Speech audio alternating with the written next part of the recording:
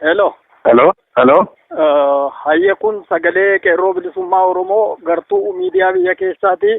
Maqaa keessan eenyu isiniin jedhu? Maqaan kiyya Bakkalchaa Waaqayyaa Bakkalchaan jedhama. Magaalaa Gudarirraati.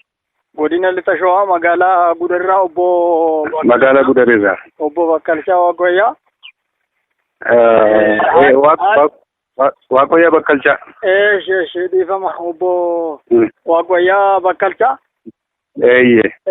Haalli yeroo ammaa kana biyya keessatti uummanni Oromoo keessa jiru keessattuu gama qabinsa mirga namummaatiin baay'ee kan nama gaddisiisudha. Mee torbee kana keessa dargaggoonni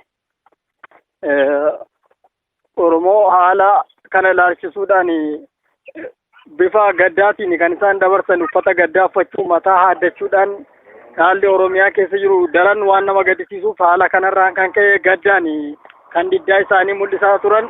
Haala kana ilaalchisuudhaan mee haala siyaasa biyyattii kana keessa jiru bifa kamiin ilaaltu maaltu jira?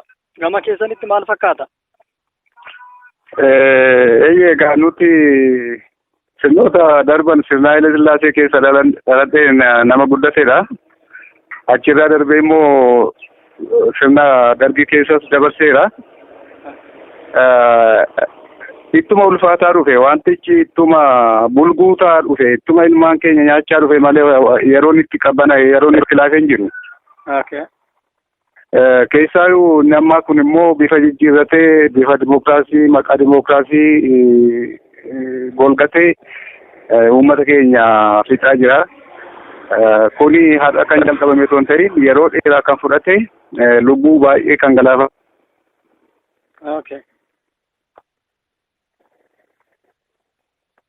Fixaa jirudha. Hello, itti fufaa nagaan jira. Kanaaf inni gidduu kana ta'e amma fakkeenyaaf injiinar Tasfaa'uun Camadaa mana hidhaa keessatti foonsaa nyaatanii lafeesaa warra isaaf ergan. Kun isarratti qofaa kan jalqabame otoo hin ta'in kanaan duras kun magaaluma Amboo keessatti mana barumsaa keessatti iddoo adda addaatti dargaggoota keenya abdii boruu kan ta'an baay'ee isaanii fixaa jiru. Kanaaf itti hammaachaa dhufe wantichi baay'ee sukkaneessa baay'ee of nama jibbisiisaadha.